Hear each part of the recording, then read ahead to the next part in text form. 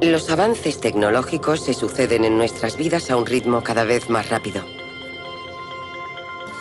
La próxima revolución podría ser la de la nanotecnología. Unos materiales con propiedades inimaginables hace unos años. Objetos cotidianos dotados de nuevas funciones con la adición de algunos átomos. Un entorno cada vez más protector, sensible e interactivo, gracias a la miniaturización de todo tipo de dispositivos electrónicos. Ordenadores cada vez más pequeños y potentes, quizás sea el principio de una nueva forma de inteligencia artificial que responda a todas nuestras necesidades.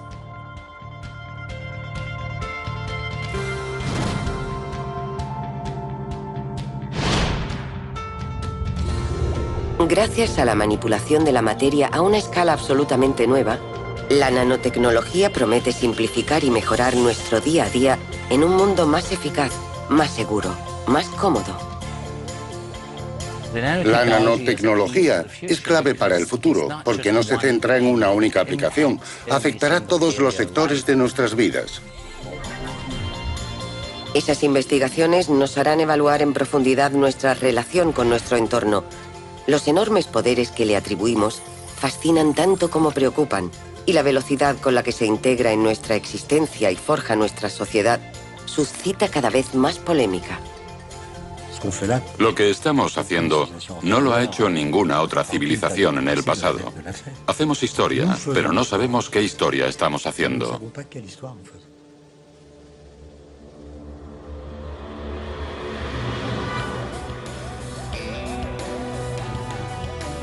Nanorevolución.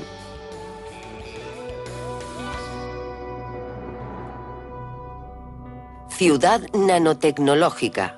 Episodio 3. Hace casi 30 años, la invención de nuevos microscopios abrió las puertas de una dimensión inexplorada a los investigadores. La dimensión nano, la milmillonésima parte del metro, el mundo invisible de los átomos y las moléculas. A esa escala, la materia manifiesta propiedades sorprendentes. Poder explotarlas prometía una nueva revolución, la de la nanotecnología. Un avance radical que ampliaría los límites de prácticamente todas las tecnologías actuales. Ahora, la vanguardia de los productos fruto de esas investigaciones está saliendo de los laboratorios y entrando en nuestras vidas. ¿Pero esa revolución anunciada está cumpliendo sus promesas?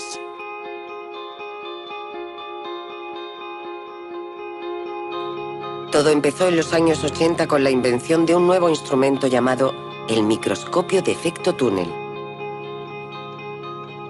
El profesor James Gimsewski trabajaba con el equipo de IBM Zurich que desarrolló el proyecto. Fue una de las primeras personas del mundo que pudo palpar la materia a la increíble escala de 1/1000ª de milímetro. Estos microscopios exploran las superficies igual que un invidente lee una página en braille. Utilizan una sonda cuya punta está constituida por un solo átomo. Cuando se acerca a unos nanómetros de la muestra, se produce un intercambio de electrones con el átomo más cercano. Ese es el efecto túnel. Entonces, la corriente tiene un valor constante y la punta sigue, átomo por átomo, el relieve de la superficie explorada. Unos programas informáticos convierten esa información en imágenes. Y esas imágenes abrieron un nuevo mundo a los investigadores. Gracias al microscopio de efecto túnel, la gente pudo ver por primera vez imágenes de átomos y moléculas. Por primera vez pudieron ver átomos de silicona sobre una superficie. Eso revolucionó totalmente la ciencia. De repente podíamos comprender la materia de una manera totalmente nueva, basándonos en átomos individuales en lugar de miles de millones de átomos como se hacía antes. Pero esa nueva herramienta guardaba otra sorpresa.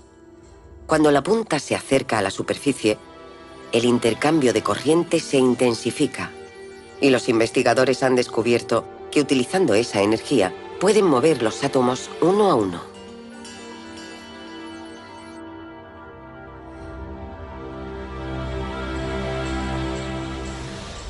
El microscopio de efecto túnel también nos permitía tocar esas moléculas y esos átomos.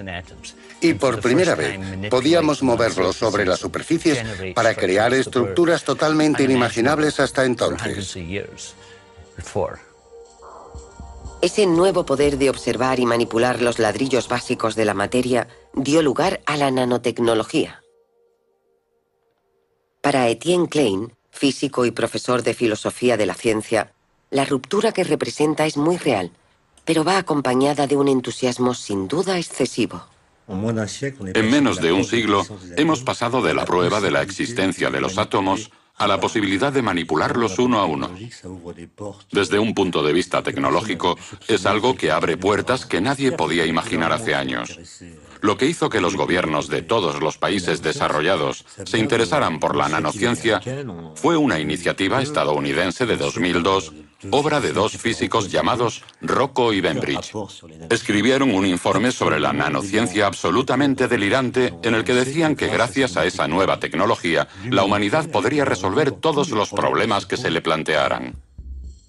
Sin duda, esa promesa contribuyó a dinamizar las investigaciones, pero las primeras aplicaciones de esos nuevos poderes sobre la materia son bastante prosaicas.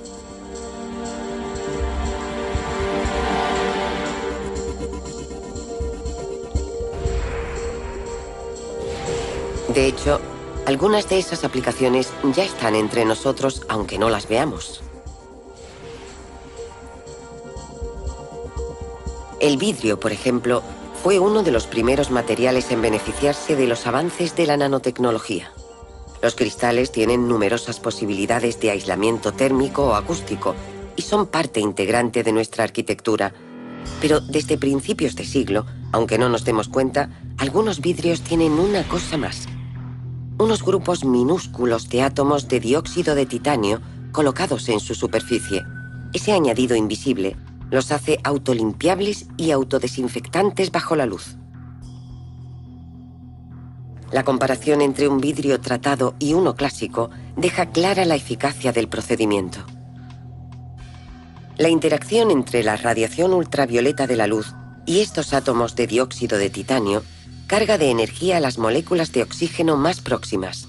Entonces, ese oxígeno, llamado reactivo, es capaz de destruir las partículas de polvo. Pero la reacción no acaba ahí. La modificación que provoca en la superficie del vidrio permite utilizar la lluvia para completar esa limpieza.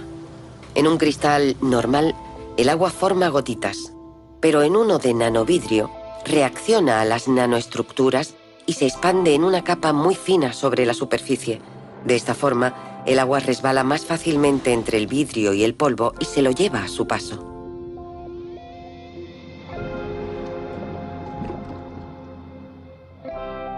La primera aplicación comercial de este procedimiento data de 2001.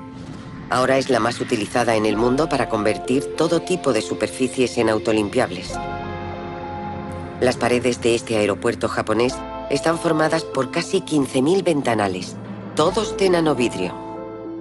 Ahora encontramos numerosos revestimientos de este tipo en las pantallas antirruido de las autopistas, en las fachadas de algunas casas, en los aseos de algunos hospitales o en las mascarillas de protección antibacterias. Y por supuesto, la gente solo se da cuenta de la comodidad que proporcionan. Cuanto más se desarrolle el conocimiento de las reacciones a escala nanométrica, más se podrán mejorar las posibilidades de ese procedimiento. Los fotocatalizadores son en realidad nanopartículas y su eficacia y manera de funcionar dependen de su forma. Por eso, si entendemos mejor esos fenómenos y podemos modificar la forma o las dimensiones de esas partículas, podemos obtener algo muy eficiente. Porque, por supuesto, una gran pieza de dióxido de titanio no tiene esas propiedades. Es algo fundamental, es el punto de partida y es un proceso que permitirá la mejora continua de los nanomateriales. Muchos otros materiales irán beneficiándose progresivamente de nuevas funcionalidades con la adición de esas nanopartículas. Pero algunos descubrimientos en la nanotecnología también podrían comportar cambios más espectaculares en la arquitectura de nuestras ciudades. En 1991, Entre los residuos de combustión de un experimento en el que utilizó un arco eléctrico, el profesor Iijima descubrió un material que ya se había detectado en condiciones similares, pero nunca se había detallado. Al estudiarlo a escala nanométrica, reveló su verdadera naturaleza. Se trataba de una nueva forma de carbono, los nanotubos de carbono. Durante la combustión, los átomos de carbono se unieron de una forma inédita en estructuras hexagonales enrolladas sobre sí mismas para formar cilindros. Los nanotubos de carbono son el primer ejemplo de un material creado íntegramente en el laboratorio por el hombre. No es un material existente que se ha modificado.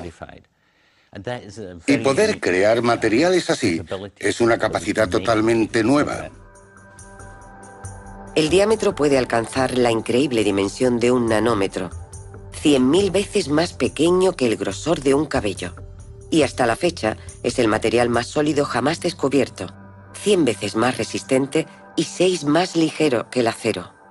Los investigadores e ingenieros de todo el mundo, entre ellos los de la NASA, se entusiasmaron con las extraordinarias posibilidades que sugerían tales características. Los nanotubos de carbono tienen un potencial increíble. Solo hay que pensar en todas las estructuras que se pueden crear a gran escala, pues ya no nos veríamos limitados por las típicas normas que rigen cómo se forman las estructuras. Buen ejemplo de las esperanzas que suscitó ese descubrimiento es que al comenzar el siglo XXI, la NASA reactivó el proyecto de un ascensor al espacio. La idea databa de los años 50 y apareció en numerosas obras de ciencia ficción antes de convertirse en objeto de estudios abandonados ante la falta de un material suficientemente sólido y ligero. Las características de los nanotubos de carbono hacen que sea factible, teóricamente, la creación de un cable de más de 36.000 kilómetros de largo que se eleve desde el Ecuador hasta un satélite geoestacionario. No podemos obligar a los investigadores a que piensen solo en consideraciones pragmáticas ligadas a lo que se puede hacer inmediatamente. Hay que dejar que piensen en futuros proyectos que parecen extravagantes, pero que a veces ayudan a plantear las preguntas adecuadas sobre lo que nos interesa y lo que es posible hacer. Ahora bien, el primer reto era importante: conseguir crear esos minúsculos nanotubos en cantidades suficientes para un uso industrial. Se ha experimentado con numerosos métodos, pero el que ideó el profesor Daniel Resasco es uno de los más prometedores. Se basa en la capacidad de autoensamblaje que manifiesta la materia a escala nanométrica. Consiste, en cierto modo, en crear nanotubos de carbono haciendo que un catalizador determinado reaccione a un flujo de gas. Se necesita un catalizador muy especial para producir nanotubos de carbono de una sola pared. Tenemos un primer cúmulo y en torno a él se genera una corona. Una vez que está formada la corona, el resto del nanotubo crece por autoensamblaje de los átomos a partir de la corona. Así que los nanotubos crecen realmente a partir del catalizador.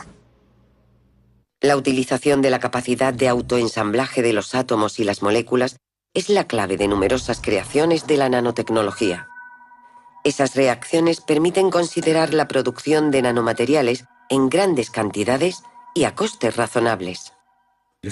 Conocer las leyes físicas que rigen a esa escala permite jugar con las propiedades de la materia para organizar, en cierto modo, su propio crecimiento. Así podemos desarrollarla utilizando las propiedades más íntimas que conocemos. Desde los primeros éxitos de ese método en el laboratorio, la NASA brindó apoyo económico al profesor Resasco para que reprodujera el reactor que había ideado, pero esta vez a otra escala. Ahora la producción de nanotubos de carbono se desarrolla en el mundo a un ritmo constante. En 2011 se elevó a varios cientos de toneladas comercializados por un centenar de empresas. Los nanotubos más largos fabricados en laboratorio solo miden unas decenas de centímetros. De momento solo se utilizan en forma de partículas integradas en diferentes materiales compuestos, en productos que necesitan cualidades como la resistencia y la ligereza. Pero en los próximos decenios, el desarrollo de los materiales a base de nanotubos de carbono podría transformar todas las reglas actuales de la ingeniería y la construcción. Lo que define las formas arquitectónicas de nuestras ciudades son las leyes de la construcción. Por ejemplo, el peso de los materiales limita las formas posibles. Al introducir los nanotubos de carbono, podríamos crear formas arquitectónicas totalmente excéntricas. En las ciudades del futuro podríamos ver edificios con formas muy diferentes a las de hoy. Pero antes de cambiar el aspecto de nuestras ciudades, la nanotecnología puede hacer que la vida diaria en ellas evolucione aún más rápidamente, pues los nanomateriales también favorecerán el desarrollo de numerosos dispositivos electrónicos en miniatura, y esos sistemas nos permitirán acceder a una gran cantidad de información sobre el mundo que nos rodea.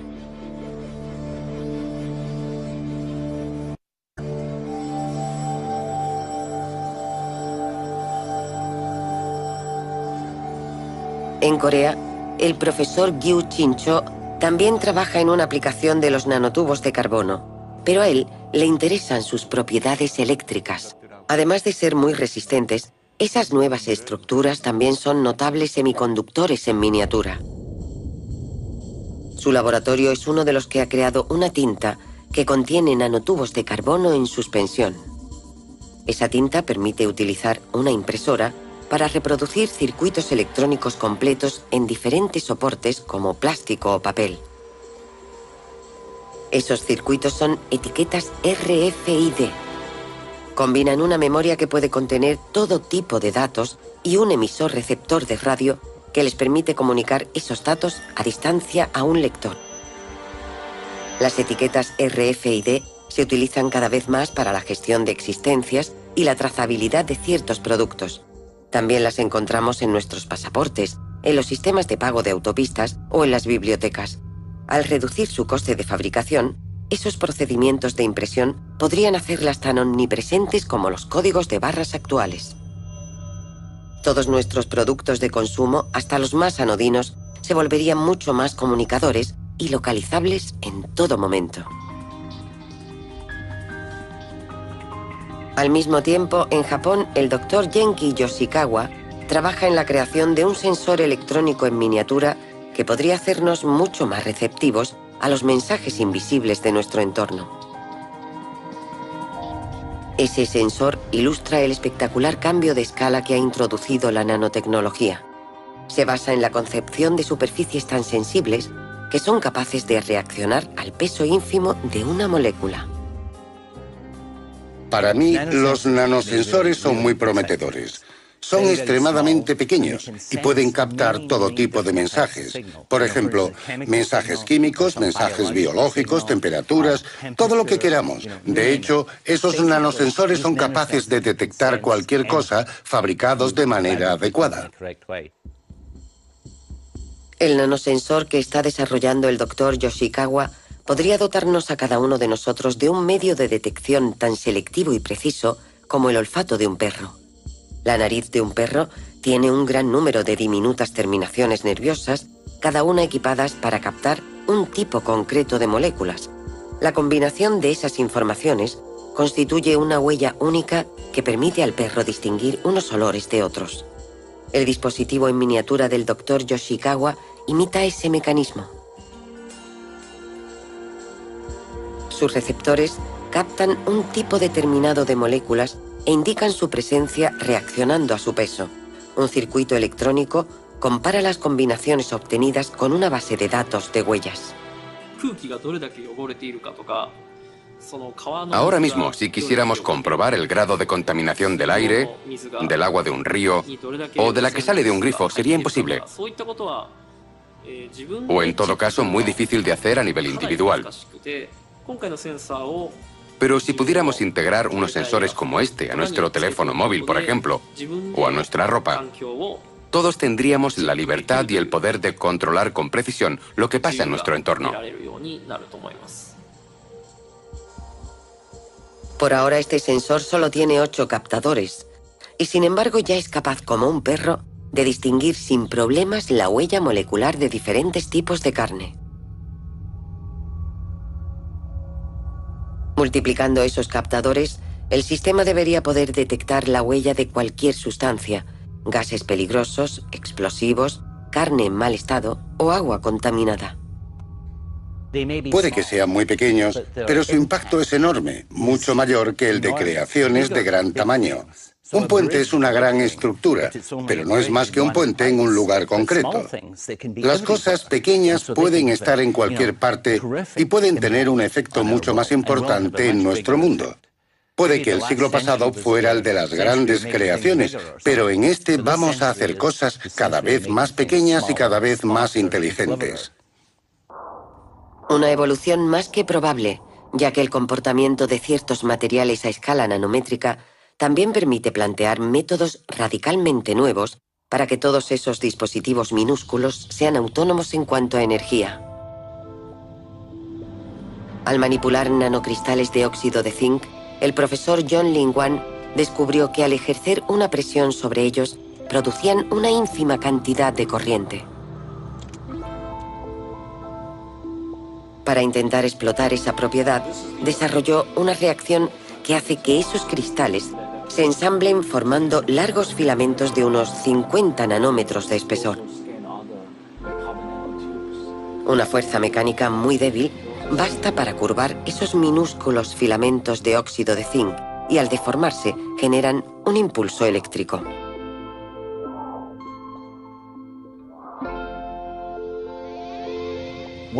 Estamos rodeados de energía mecánica, vibraciones, sonidos, vientos, flujos de aire. Esos son energías mecánicas. Si podemos convertirlas en electricidad, podemos alimentar dispositivos. El equipo consiguió poner varios millones de esas nanofibras entre 2 electrodos. Después repitió la operación en capas sucesivas para multiplicar el efecto. Sometido a una deformación mecánica, el conjunto generó una tensión de 3 voltios, es decir, 2 veces la de una pila normal.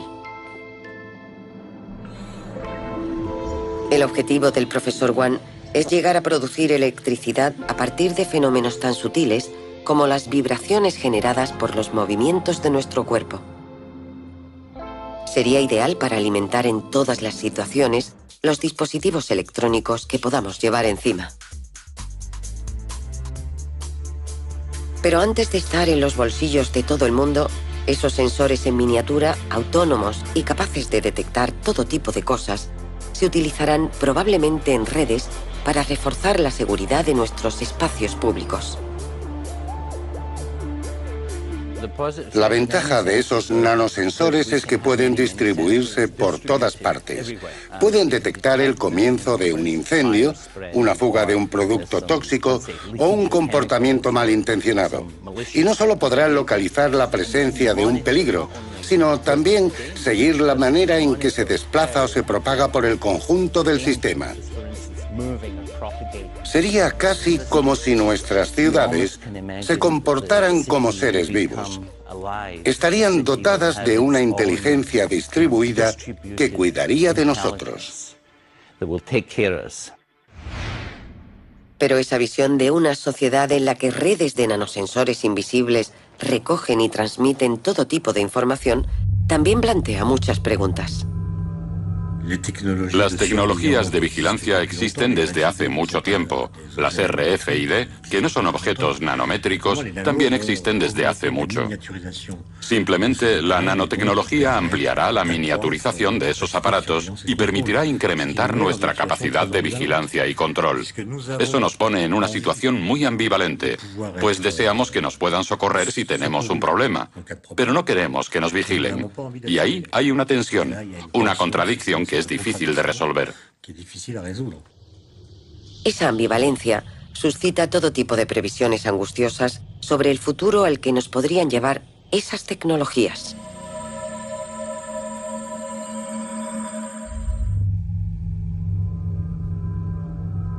Esta mañana no me encontraba bien. He vuelto a hacerme análisis. Pero el sistema ha dicho que no tengo nada, que es psicológico. Me ha recetado unos ansiolíticos. De hecho, me pasa cada vez que tengo que salir. Sin embargo, no hace mucho, me encantaba pasear por el centro de la ciudad. Disfrutaba de la comodidad de las galerías comerciales. Me halagaba que las vallas publicitarias me reconocieran. Señorita Humphrey, qué bien le sienta la última compra que hizo aquí. Hoy tenemos un descuento del 25% en la nueva colección de otoño-invierno. No deje pasar esta oportunidad. Me sentía segura en todas partes, protegida de todos los peligros. Lo siento, señora Humphrey. La galería está cerrada temporalmente por el descubrimiento de un paquete sospechoso. Me encantaba que el mundo estuviera organizado a mi alrededor. Para mí. Señorita Humphrey, no dude en seguir paseando. Hoy la calidad del aire es de nivel azul. Pero ahora es diferente. Siempre tengo la sensación de que me están observando, de que me espían. Me dan ganas de llorar.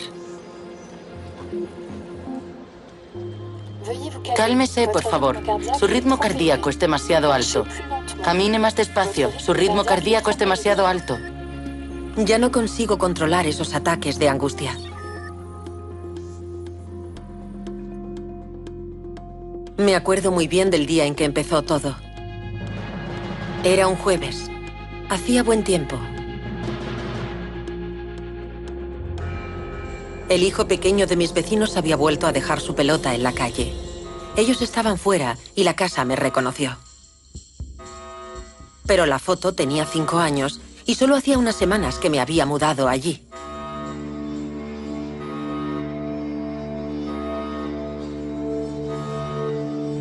Eso me dejó preocupada. Y cuanto más pensaba en ello, más evidente se hacía. Todos mis datos debían estar grabados en algún sitio. Puede que todo lo que he dicho o hecho en mi vida. ¿Y si la casa de mis vecinos podía tener acceso? Desde entonces, tengo la sensación de que mi vida ya no me pertenece, de que pueden saberlo todo de mí. Me siento vulnerable, a merced de cualquier persona, de cualquier cosa. Por eso salgo lo menos posible. Señorita Humphrey, tiene que actualizar su carnet de Identifor. Es imprescindible para el buen funcionamiento de nuestro servicio público. Gracias por su colaboración.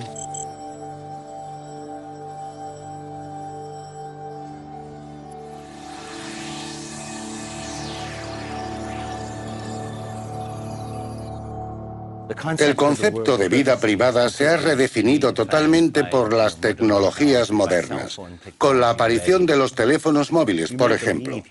Cabe pensar que aún tenemos privacidad, pero realmente no es así. Por eso es imprescindible la seguridad. Tiene que haber algunas normas básicas para el uso de estas tecnologías. Tiene que haber un modo de garantizar a la persona que no están siendo mal utilizadas. Una reflexión aún más urgente, teniendo en cuenta que el desarrollo de la nanotecnología está íntimamente ligado desde sus orígenes a otra tecnología, la que más ha revolucionado todos los aspectos de nuestras vidas a lo largo del siglo pasado, la informática. El ordenador existe desde hace casi 70 años. Su principio se basa en el hecho de que una operación compleja puede reducirse a una sucesión de operaciones lógicas simples que pueden ejecutarse por la acción de cascadas de transistores. La miniaturización progresiva de esos circuitos de transistores ha sido la clave de los espectaculares progresos en la capacidad de nuestros ordenadores. De 1971 a 2001, cada 2 años, el número de transistores integrados en un chip de silicio se ha multiplicado por 2. Es la llamada Ley de Moore. Hoy los transistores de silicio han alcanzado dimensiones del orden de una treintena de nanómetros, pero se acercan a un límite teórico. Por debajo de los 20 nanómetros intervendrán varios fenómenos físicos que impedirán su funcionamiento. Para que sean más rápidos y más compactos, los componentes son cada vez más pequeños y estamos empezando a alcanzar límites básicos. Y esos límites frenarán el avance de la tecnología actual. No es casualidad que IBM haya creado el primer microscopio de efecto túnel. La industria de los microprocesadores lleva tiempo anticipándose a esos límites y ha añadido materiales a escala nanométrica para seguir permitiendo el desarrollo de la informática.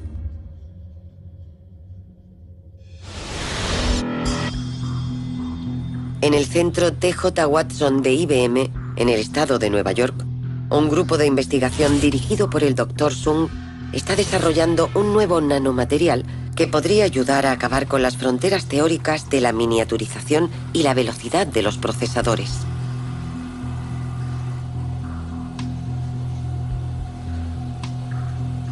Ese material se llama grafeno. Es una especie de nanotubo de carbono desenrollado. Está compuesto de átomos de carbono unidos en forma hexagonal para crear una hoja de un solo átomo de espesor.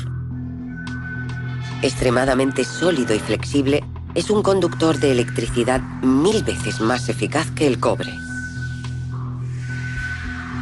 El grafeno tiene muchas ventajas. En primer lugar, es una hoja de un átomo de espesor, cosa que lo hace muy práctico en dispositivos extremadamente miniaturizados.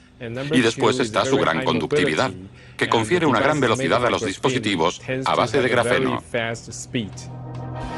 El grafeno se aisló en 2004 y le valió a sus descubridores el Premio Nobel de Física en 2010. Sus notables propiedades lo hacen especialmente prometedor para todo tipo de dispositivos electrónicos. Y el Dr. Sun cree que podría reemplazar con éxito al silicio de nuestros transistores actuales. Los primeros transistores experimentales que hizo a base de grafeno superaron todas las expectativas en cuanto a velocidad. El objetivo a largo plazo es producir procesadores de alto rendimiento basados en la utilización del grafeno que deberían permitir, durante los próximos 20 o 30 años, mejorar las prestaciones de los ordenadores, disminuyendo el tamaño de los transistores. Esos nuevos materiales podrían permitir que la capacidad de nuestros ordenadores siguiera avanzando durante unas cuantas décadas. Pero los campos abiertos por la dimensión nanométrica son tan grandes que ya hay otros investigadores que proyectan una ruptura aún más radical que podría llevar a la informática a otra dimensión. La nanotecnología trata de superar los límites, de alcanzar nuevas fronteras. Es como la exploración espacial. Es extraordinario. Es el descubrimiento de un nuevo mundo. Y el progreso de la nanotecnología no se conseguirá con avances progresivos, sino con grandes saltos. El Dr. Aono es uno de los mayores especialistas del mundo en nanomateriales. Hace algunos años, mientras intentaba ensamblar una nanoestructura metálica con la ayuda de un microscopio de efecto túnel, pudo observar casi por casualidad un fenómeno increíble. Unas moléculas de plata se pegaban en la punta de platino del microscopio. Entonces descubrió que cuando un átomo de plata se encontraba a menos de 1 nanómetro de un átomo de platino y estaban recorridos por una corriente eléctrica, el átomo de plata crecía hasta tocar al átomo de platino. Bajo ciertas condiciones, el átomo de plata sigue creciendo. Y al invertir la polaridad de la corriente, el átomo de plata empieza a retraerse. Cuando vimos ese fenómeno, inmediatamente pensé que podía usarse como el primer interruptor de escala atómica que sería capaz de funcionar a temperatura ambiente. Ese descubrimiento dio lugar al interruptor más pequeño del mundo. La distancia entre sus electrodos es solo de 1 nanómetro. Cuando se le aplica una corriente, los átomos de plata saltan literalmente en busca del electrodo de platino.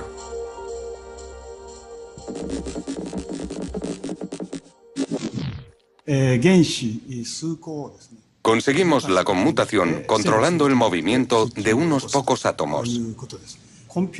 Un ordenador consta de una acumulación innumerable de interruptores y su capacidad de cálculo y de memoria se basa en los movimientos on-off de todos sus interruptores. Eso significa que nos será posible crear interruptores muy pequeños. Y tan pequeños El equipo está trabajando en la creación de transistores 1000 veces más pequeños que los permitidos por el límite teórico de la tecnología actual. Pero el Dr. Aono descubrió otra característica muy especial de su interruptor atómico. Cuando se utiliza con frecuencia, se corta, pero los átomos de plata mantienen una posición intermedia. Así que está listo para funcionar aún más rápido la vez siguiente. Ese descubrimiento orientaría la investigación en una dirección inesperada.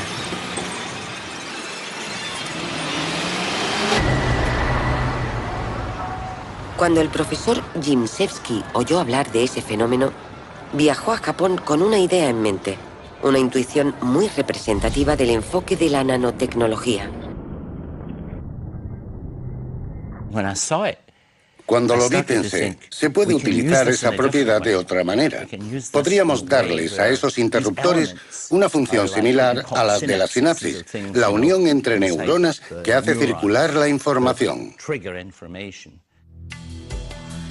El cerebro humano está formado por 100.000 millones de células nerviosas llamadas neuronas. Conectadas en una red gigantesca, esas células emiten y reciben mensajes eléctricos. Las conexiones entre neuronas se hacen a través de unas uniones llamadas sinapsis. Las sinapsis tienen un comportamiento similar al de los interruptores atómicos de Aono. Las que se utilizan con más frecuencia se vuelven más reactivas, más sensibles. Gracias a ese fenómeno, los circuitos de nuestro cerebro se reconfiguran permanentemente en función de nuestras experiencias. Gracias al acercamiento, nació un proyecto en el que colaboran el laboratorio japonés de Aono y el de Jimszewski en California. Su objetivo es utilizar el interruptor atómico como la pieza básica de un sistema neuronal artificial, un ordenador inspirado en el funcionamiento del cerebro humano. Esos interruptores funcionan como neuronas. ¿Cómo podríamos conectarlos entre sí? Para responder a esa pregunta recurrí a la estructura del cerebro. Al estudiar las neuronas, vemos que están interconectadas de una manera muy compacta, muy enmarañada. Así que me dije, vamos a intentar imitar al cerebro. Copiar la red neuronal de un cerebro humano es inimaginable, pero la idea de Jimszewski es que esa red se caracteriza ante todo por la multiplicidad de conexiones entre las neuronas, y que esa complejidad podría bastar para que el circuito se configurara progresivamente a sí mismo, igual que el cerebro. En su laboratorio de Los Ángeles empezaron los trabajos para comprobar esa hipótesis. La primera etapa consistió en crear por autoensamblaje una estructura fractal similar a la del cerebro humano por la cantidad de conexiones. En estas imágenes del circuito en formación, podemos ver que este diseño complejo y aleatorio contiene miles de interruptores atómicos interconectados de muchas formas. Cuando el profesor Jimszewski aplicó una corriente a ese primer circuito experimental, constató que modificaba su propia configuración. Los interruptores atómicos por los que pasaba la corriente regularmente se volvían cada vez más reactivos, determinando poco a poco circuitos privilegiados. En cierta medida, ese circuito evolucionaba en función de las cargas eléctricas que pasaban por él. Aprendía de sus experiencias. Tras este circuito neuronal reside la idea de que es como un recién nacido. Al principio no tiene ningún conocimiento. Después, conforme va experimentando, comienza a desarrollar conexiones determinadas. Empieza a tener un pasado. Y esa experiencia pasada le proporciona una base para predecir futuras experiencias. Es una especie de proceso de aprendizaje y de desarrollo. Ese enfoque puede parecer muy metafórico, pero se basa en una idea esencial de la nanotecnología. Es la estructura a escala nanométrica la que a menudo le confiere esas propiedades a los materiales o a los sistemas, ya sean vivos o inertes. Es verdad que la escala del nanómetro, la que interesa a la nanociencia y a la nanotecnología, es una escala en la que al mirar no se ve la diferencia entre la materia viva y la materia inerte. Copiar las estructuras nanométricas de la materia viva podría permitir la construcción de dispositivos artificiales que funcionaran igual y se beneficiaran de las mismas propiedades que su modelo biológico. Pero un día, mientras Gimsevsky seguía aplicando una corriente constante al circuito para que continuara su configuración, se produjo un suceso inesperado. El nivel de corriente del sistema subía de golpe.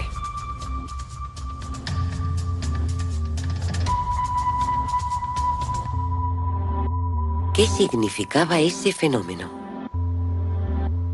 Gimsevsky recurrió a un colega investigador de la Universidad de Mallorca en España, el profesor Dante Chialbo, un especialista argentino de neurociencia. Las investigaciones de Chialbo se centran en la configuración del cerebro. Una parte de sus experimentos se basa en medir las corrientes eléctricas que recorren las redes neuronales. Ahora bien, cuando pensamos en algo evocador o nos embarga una emoción, se puede constatar un aumento brusco de las señales eléctricas en el cerebro.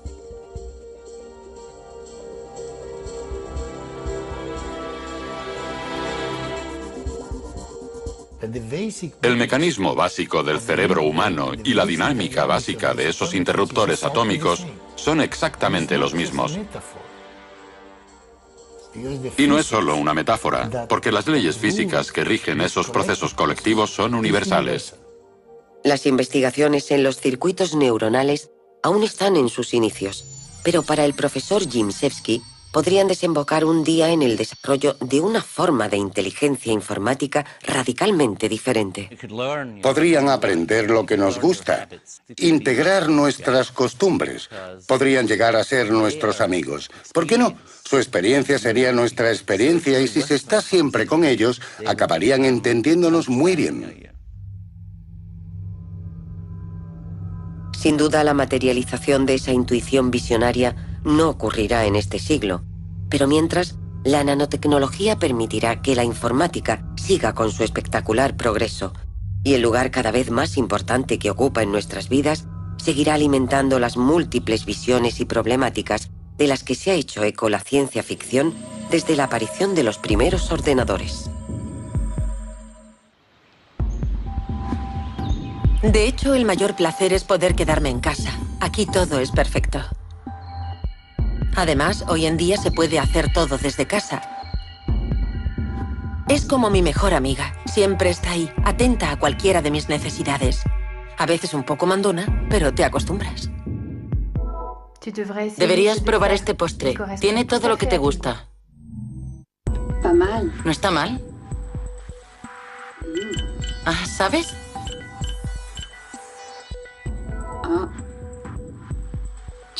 Creo que el 78% de las mujeres que se han comprado ese vestido solo se lo ha puesto una vez. Y es la que me hace los exámenes médicos. Solo hay que acostarse y ella lo comprueba todo, en nada de tiempo. Si cree que algo va mal, se pone en contacto con el hospital y le indican qué hacer. No te preocupes, estás en plena forma. Es como si no hubiera límites en lo que puedes hacer. Veamos a Johnny, por ejemplo. Solo tiene 8 años y ha construido un ascensor a las estrellas en su habitación. Se le da muy bien el mundo digital. Pero bueno, es normal.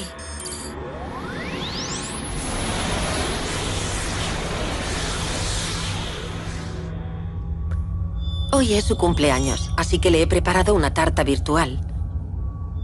Le encanta, y a mí solo me cuesta 5 segundos.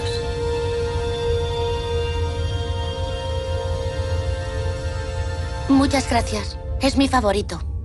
Es genial. Nunca tenemos problemas. Nunca discutimos. Es una maravilla. ¿Cómo está la tarta? Dulce, como todos los postres. Eso de como todos los postres, no hace falta decirlo.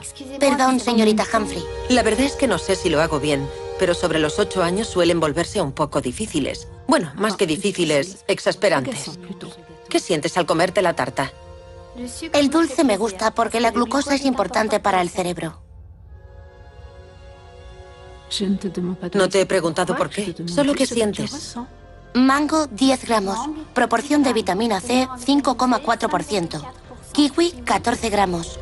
Es el quinto que educo así. Pero no sé si lo volveré a hacer. Está bien, pero es estresante.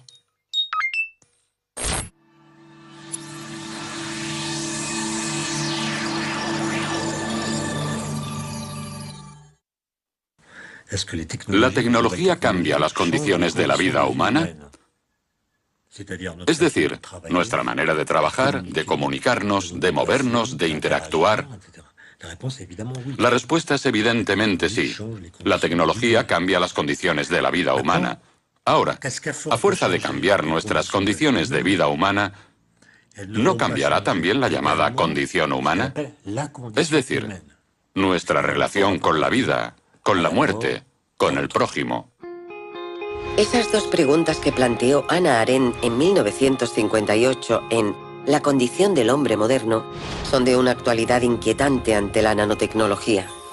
Sin duda, su poder es tan impresionante que el desarrollo de una nueva tecnología nunca ha ido tan acompañado desde sus orígenes de todo tipo de preguntas sobre sus posibles consecuencias.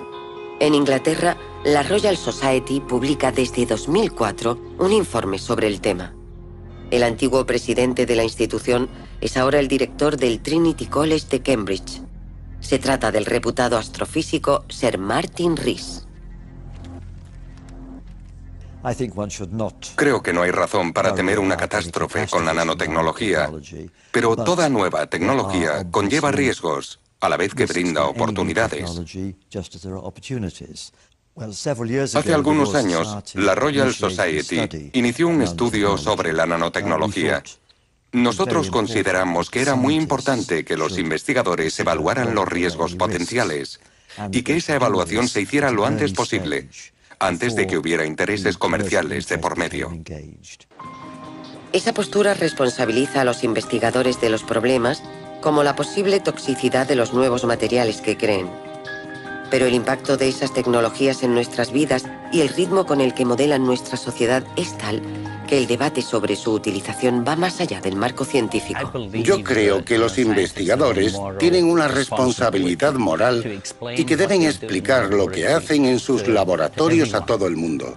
Tienen que comunicarse con la sociedad en su conjunto, con los científicos y con los no científicos, y hablar de esas nuevas tecnologías, porque les van a cambiar la vida.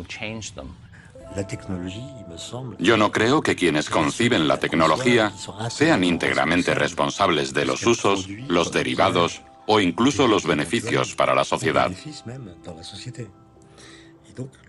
La prioridad no es hacer más responsables a los investigadores o someterlos a presión, sino formular un proyecto político que explique el lugar exacto que queremos darle a las nuevas tecnologías en nuestra sociedad.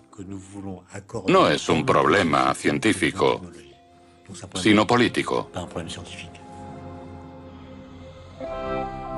Pero también es importante que en esas reflexiones y debates no se pierdan de vista los problemas a los que la nanotecnología podría aportar soluciones. La nanotecnología es clave para el futuro porque no se centra en una sola aplicación, como la electrónica, sino que afectará a todos los sectores de nuestras vidas: el medio ambiente, la energía, la medicina, las comunicaciones.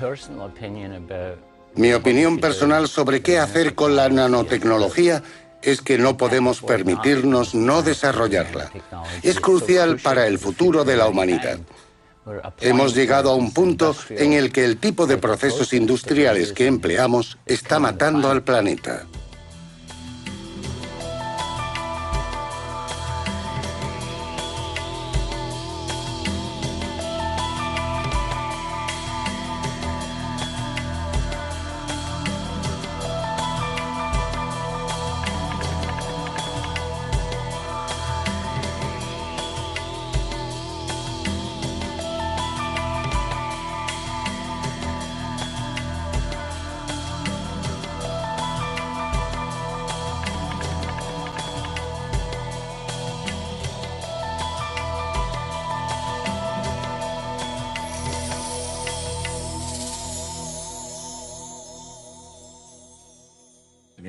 Hay que dejar que piensen en futuros proyectos que parecen extravagantes, pero que a veces ayudan a plantear las preguntas adecuadas sobre lo que nos interesa y lo que es posible hacer. Ahora bien, el primer reto era importante: conseguir crear esos minúsculos nanotubos en cantidades suficientes para un uso industrial. Se ha experimentado con numerosos métodos, pero el que ideó el profesor Daniel Resasco es uno de los más prometedores. Se basa en la capacidad de autoensamblaje que manifiesta la materia a escala nanométrica. Consiste, en cierto modo, en crear nanotubos de carbono haciendo que un catalizador determinado reaccione a un flujo de gas. Se necesita un catalizador muy especial para producir nanotubos de carbono de una sola pared. Tenemos un primer cúmulo y en torno a él se genera una corona. Una vez que está formada la corona, el resto del nanotubo crece por autoensamblaje de los átomos a partir de la corona. Así que los nanotubos crecen realmente a partir del catalizador. La utilización de la capacidad de autoensamblaje de los átomos y las moléculas es la clave de numerosas creaciones de la nanotecnología. Esas reacciones permiten considerar la producción de nanomateriales en grandes cantidades y a costes razonables. Conocer las leyes físicas que rigen a esa escala permite jugar con las propiedades de la materia para organizar, en cierto modo, su propio crecimiento. Así podemos desarrollarla utilizando las propiedades más íntimas que conocemos. Desde los primeros éxitos de ese método en el laboratorio, la NASA brindó apoyo económico al profesor Resasco para que reprodujera el reactor que había ideado, pero esta vez a otra escala. Ahora la producción de nanotubos de carbono se desarrolla en el mundo a un ritmo constante. En 2011 se elevó a varios cientos de toneladas comercializados por un centenar de empresas. Los nanotubos más largos fabricados en laboratorio solo miden unas decenas de centímetros. De momento solo se utilizan en forma de partículas integradas en diferentes materiales compuestos, en productos que necesitan cualidades como la resistencia y la ligereza. Pero en los próximos decenios, el desarrollo de los materiales a base de nanotubos de carbono podría transformar todas las reglas actuales de la ingeniería y la construcción. Lo que define las formas arquitectónicas de nuestras ciudades son las leyes de la construcción.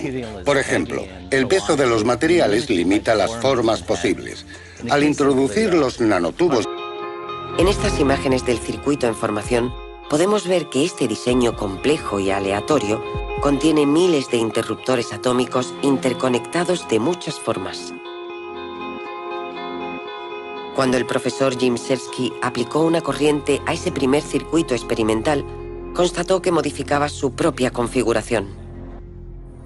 Los interruptores atómicos por los que pasaba la corriente regularmente se volvían cada vez más reactivos, determinando poco a poco circuitos privilegiados. En cierta medida, ese circuito evolucionaba en función de las cargas eléctricas que pasaban por él. Aprendía de sus experiencias. Tras este circuito neuronal reside la idea de que es como un recién nacido. Al principio no tiene ningún conocimiento. Después, conforme va experimentando, comienza a desarrollar conexiones determinadas. Empieza a tener un pasado. Y esa experiencia pasada le proporciona una base para predecir futuras experiencias. Es una especie de proceso de aprendizaje y de desarrollo. Ese enfoque puede parecer muy metafórico, pero se basa en una idea esencial de la nanotecnología. Es la estructura a escala nanométrica la que a menudo le confiere esas propiedades a los materiales o a los sistemas, ya sean vivos o inertes. Es verdad que la escala del nanómetro, la que interesa a la nanociencia y a la nanotecnología, es una escala en la que al mirar no se ve la diferencia entre la materia viva y la materia inerte.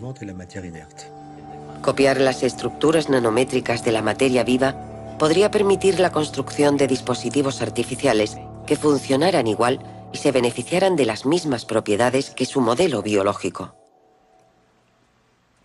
Pero un día, mientras Jimszewski seguía aplicando una corriente constante al circuito para que continuara su configuración, se produjo un suceso inesperado. El nivel de corriente del sistema subía de golpe.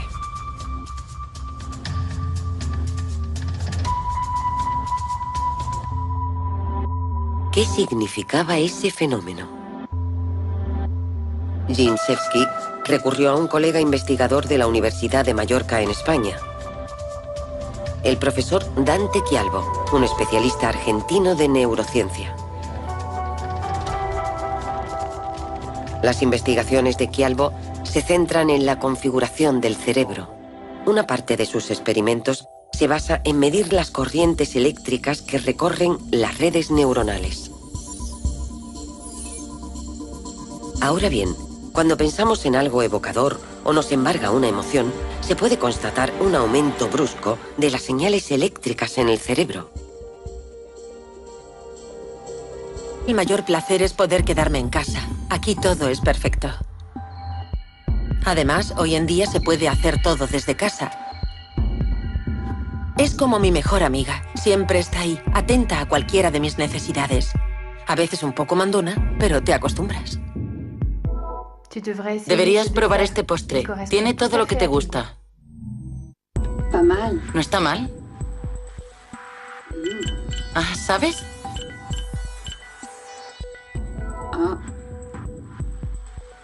Creo que el 78% de las mujeres que se han comprado ese vestido solo se lo ha puesto una vez. Y es la que me hace los exámenes médicos. Solo hay que acostarse y ella lo comprueba todo, en nada de tiempo. Si cree que algo va mal, se pone en contacto con el hospital y le indican qué hacer. No te preocupes, estás en plena forma. Es como si no hubiera límites en lo que puedes hacer. Veamos a Johnny, por ejemplo. Solo tiene 8 años y ha construido un ascensor a las estrellas en su habitación. Se le da muy bien el mundo digital. Pero bueno, es normal.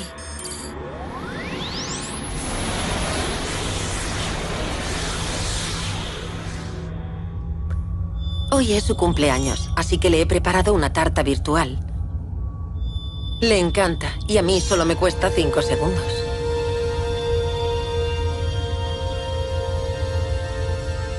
Muchas gracias. Es mi favorito. Es genial. Nunca tenemos problemas. Nunca discutimos. Es una maravilla. ¿Cómo está la tarta? Dulce, como todos los postres. Eso de como todos los postres, no hace falta decirlo. Perdón, señorita Humphrey. La verdad es que no sé si lo hago bien, pero sobre los 8 años suelen volverse un poco difíciles. Bueno, más que difíciles, exasperantes.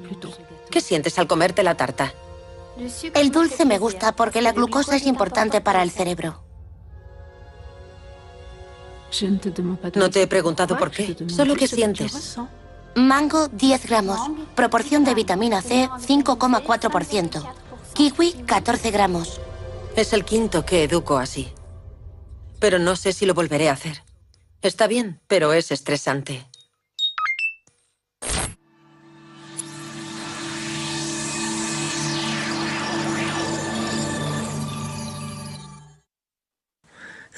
¿La tecnología cambia las condiciones de la vida humana?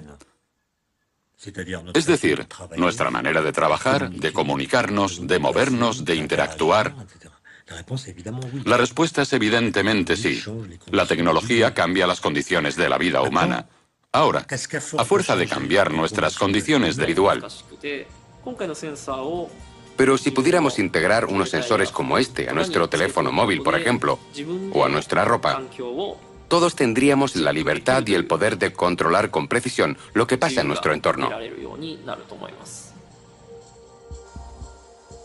Por ahora este sensor solo tiene 8 captadores y sin embargo ya es capaz, como un perro, de distinguir sin problemas la huella molecular de diferentes tipos de carne. Multiplicando esos captadores, el sistema debería poder detectar la huella de cualquier sustancia, gases peligrosos, explosivos, carne en mal estado o agua contaminada. Puede que sean muy pequeños, pero su impacto es enorme, mucho mayor que el de creaciones de gran tamaño. Un puente es una gran estructura, pero no es más que un puente en un lugar concreto. Las cosas pequeñas pueden estar en cualquier parte y pueden tener un efecto mucho más importante en nuestro mundo. Puede que el siglo pasado fuera el de las grandes creaciones, pero en este vamos a hacer cosas cada vez más pequeñas y cada vez más inteligentes. Una evolución más que probable, ya que el comportamiento de ciertos materiales a escala nanométrica también permite plantear métodos radicalmente nuevos para que todos esos dispositivos minúsculos sean autónomos en cuanto a energía. Al manipular nanocristales de óxido de zinc, el profesor John Lin-Wan descubrió que al ejercer una presión sobre ellos, producían una ínfima cantidad de corriente. Para intentar explotar esa propiedad, desarrolló una reacción que hace que esos cristales se ensamblen formando largos filamentos de unos 50 nanómetros de espesor. Una fuerza mecánica muy débil basta para curvar esos minúsculos filamentos de óxido de zinc y al deformarse generan un impulso eléctrico.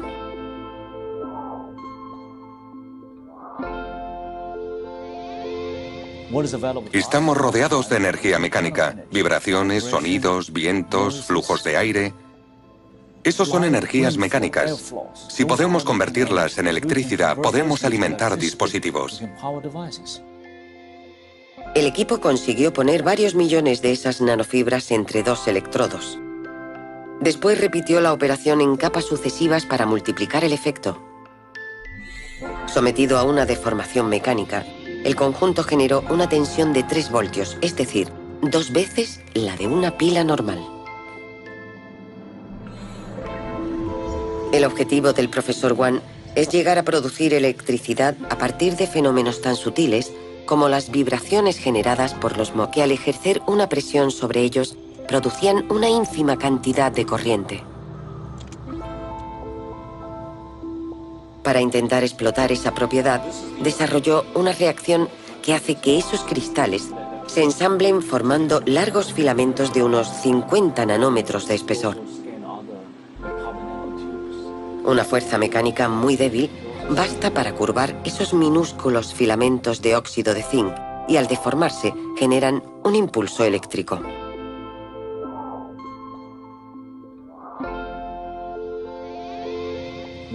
Estamos rodeados de energía mecánica, vibraciones, sonidos, vientos, flujos de aire. Esos son energías mecánicas. Si podemos convertirlas en electricidad, podemos alimentar dispositivos. El equipo consiguió poner varios millones de esas nanofibras entre dos electrodos. Después repitió la operación en capas sucesivas para multiplicar el efecto. Sometido a una deformación mecánica, el conjunto generó una tensión de 3 voltios, es decir, 2 veces la de una pila normal. El objetivo del profesor Wan es llegar a producir electricidad a partir de fenómenos tan sutiles como las vibraciones generadas por los movimientos de nuestro cuerpo.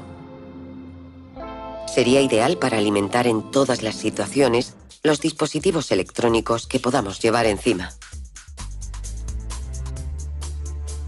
Pero antes de estar en los bolsillos de todo el mundo, esos sensores en miniatura, autónomos y capaces de detectar todo tipo de cosas, se utilizarán probablemente en redes para reforzar la seguridad de nuestros espacios públicos.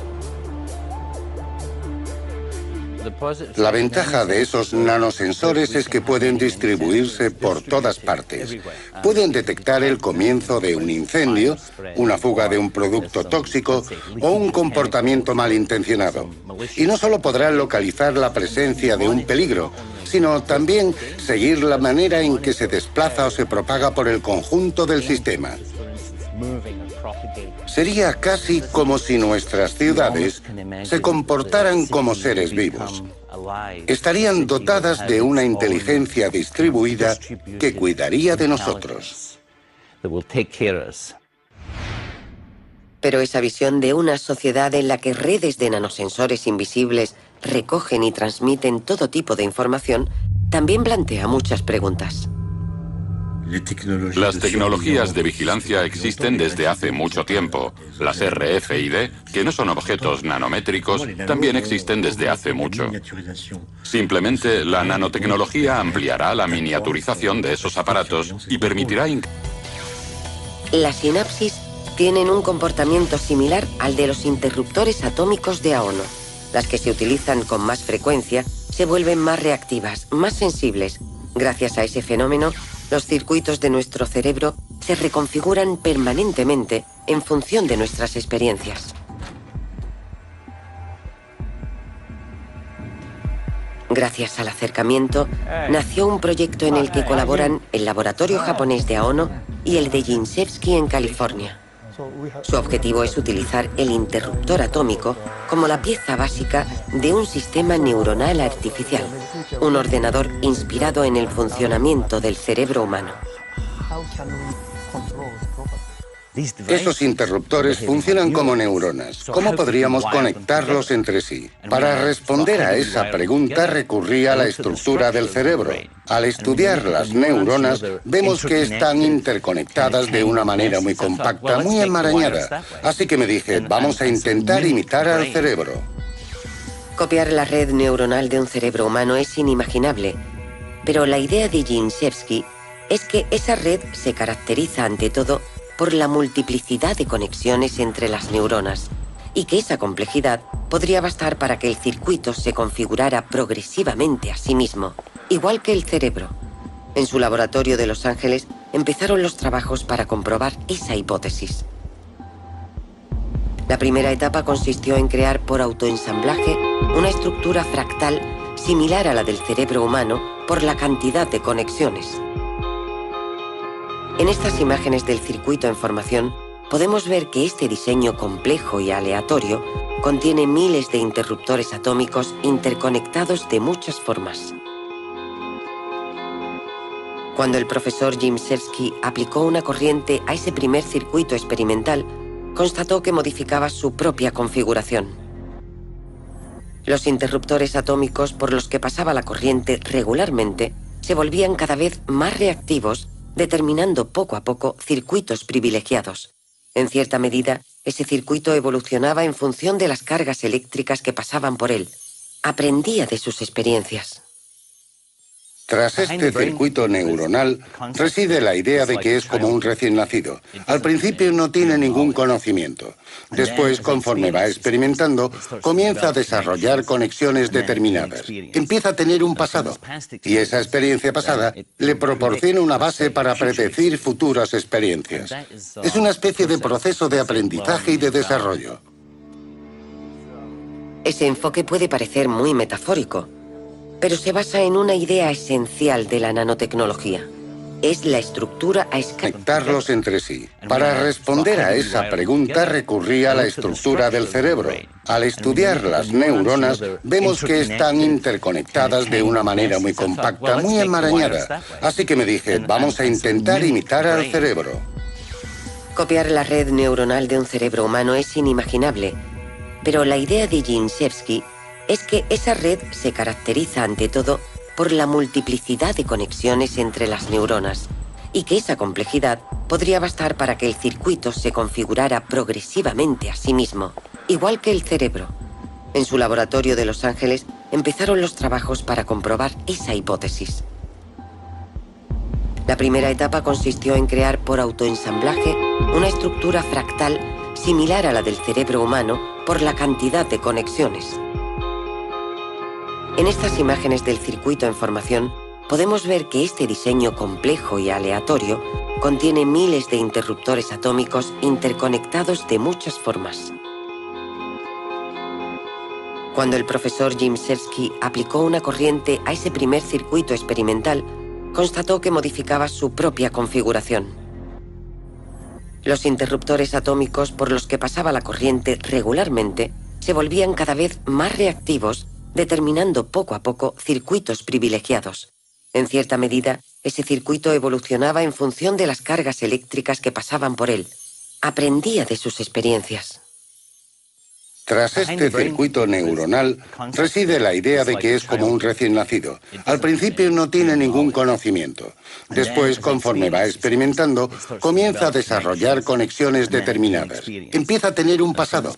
Y esa experiencia pasada le proporciona una base para predecir futuras experiencias. Es una especie de proceso de aprendizaje y de desarrollo.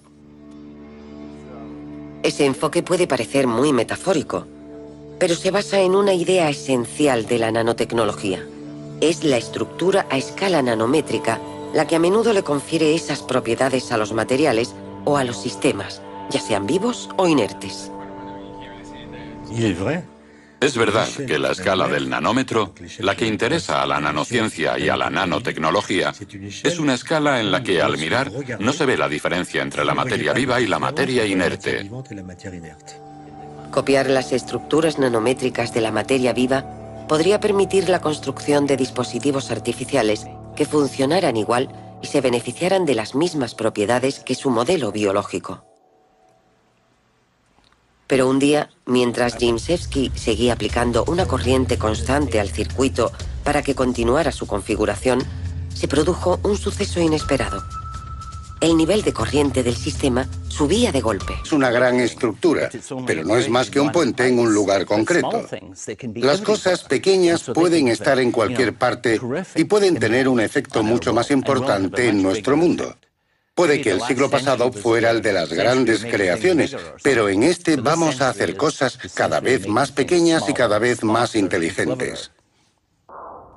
Una evolución más que probable, ya que el comportamiento de ciertos materiales a escala nanométrica también permite plantear métodos radicalmente nuevos para que todos esos dispositivos minúsculos sean autónomos en cuanto a energía. Al manipular nanocristales de óxido de zinc, el profesor John Lin-Wan descubrió que al ejercer una presión sobre ellos, producían una ínfima cantidad de corriente. Para intentar explotar esa propiedad, desarrolló una reacción que hace que esos cristales se ensamblen formando largos filamentos de unos 50 nanómetros de espesor. Una fuerza mecánica muy débil basta para curvar esos minúsculos filamentos de óxido de zinc y al deformarse generan un impulso eléctrico.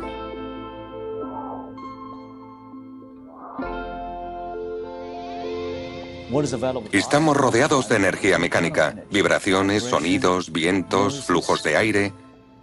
Esos son energías mecánicas. Si podemos convertirlas en electricidad, podemos alimentar dispositivos.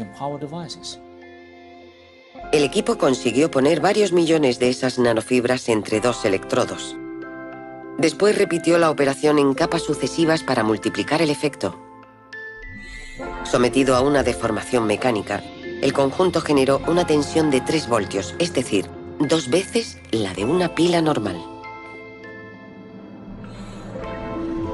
El objetivo del profesor Wan es llegar a producir electricidad a partir de fenómenos tan sutiles como las vibraciones generadas por los movimientos de nuestro cuerpo. Sería ideal para alimentar en todas las situaciones los dispositivos electrónicos que podamos llevar encima. Pero antes de estar en los bolsillos de todo el mundo, esos sensores en miniatura, autónomos y capaces de detectar todo tipo de cosas, se utilizarán probablemente en redes para reforzar la seguridad de nuestros espacios públicos. La ventaja de esos nanosensores es que pueden distribuirse por todas partes. Pueden detectar el comienzo de un incendio, una fuga de un producto tóxico o un comportamiento malintencionado. Y no solo podrán localizar la presencia de un peligro, sino también seguir la manera en que se desplaza o se propaga por el conjunto del sistema. Comercializados por un centenar de empresas. Los nanotubos más largos fabricados en laboratorio solo miden unas decenas de centímetros. De momento solo se utilizan en forma de partículas integradas en diferentes materiales compuestos, en productos que necesitan cualidades como la resistencia y la ligereza. Pero en los próximos decenios, el desarrollo de los materiales a base de nanotubos de carbono podría transformar todas las reglas actuales de la ingeniería y la construcción. Lo que define las formas arquitectónicas de nuestras ciudades son las leyes de la construcción. Por ejemplo, el peso de los materiales limita las formas posibles. Al introducir los nanotubos de carbono, podríamos crear formas arquitectónicas totalmente excéntricas. En las ciudades del futuro podríamos ver edificios con formas muy diferentes a las de hoy. Pero antes de cambiar el aspecto de nuestras ciudades, la nanotecnología puede hacer que la vida diaria en ellas evolucione aún más rápidamente, pues los nanomateriales también favorecerán el desarrollo de numerosos dispositivos electrónicos en miniatura, y esos sistemas nos permitirán acceder a una gran cantidad de información sobre el mundo que nos rodea.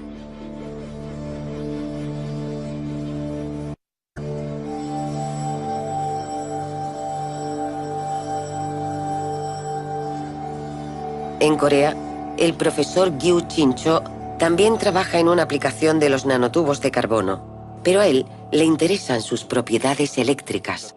Además de ser muy resistentes, esas nuevas estructuras también son notables semiconductores en miniatura. Su laboratorio es uno de los que ha creado una tinta que contiene nanotubos de carbono en suspensión. Esa tinta permite utilizar una impresora para reproducir circuitos electrónicos completos en diferentes soportes como plástico o papel.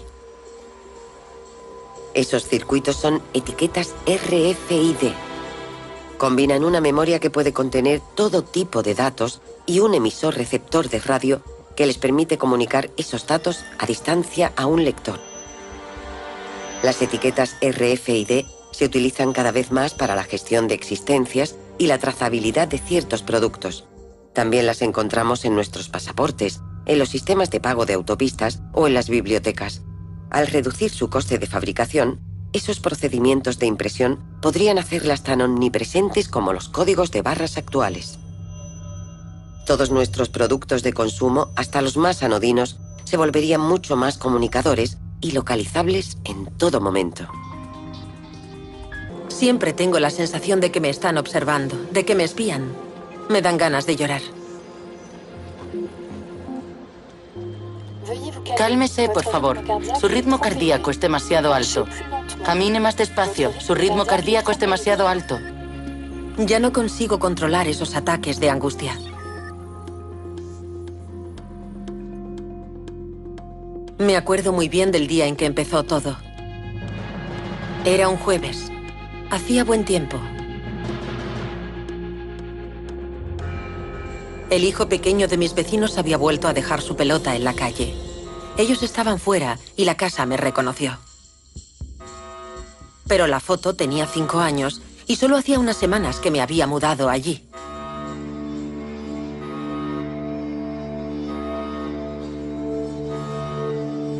Eso me dejó preocupada. Y cuanto más pensaba en ello, más evidente se hacía. Todos mis datos debían estar grabados en algún sitio. Puede que todo lo que he dicho o hecho en mi vida.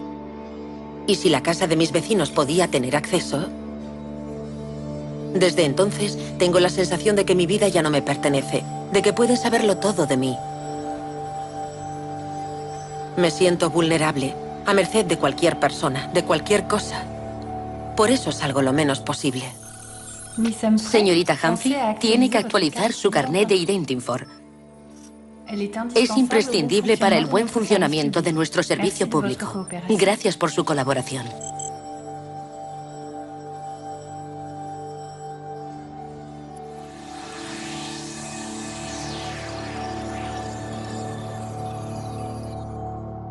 El concepto de vida privada se ha redefinido totalmente por las tecnologías modernas, con la aparición de los teléfonos móviles, por ejemplo. Cabe pensar que aún tenemos privacidad, pero realmente no es así. Por eso es imprescindible la seguridad.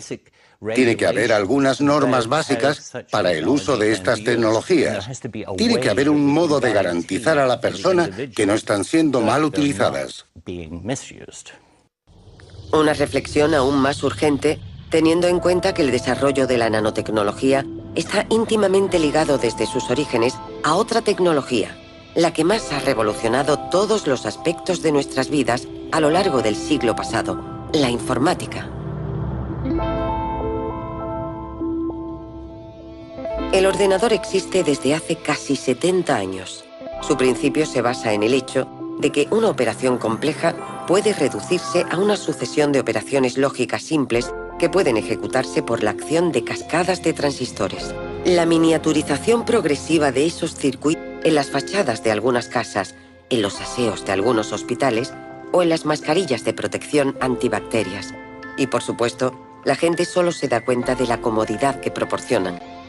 Cuanto más se desarrolle el conocimiento de las reacciones a escala nanométrica, más se podrán mejorar las posibilidades de ese procedimiento.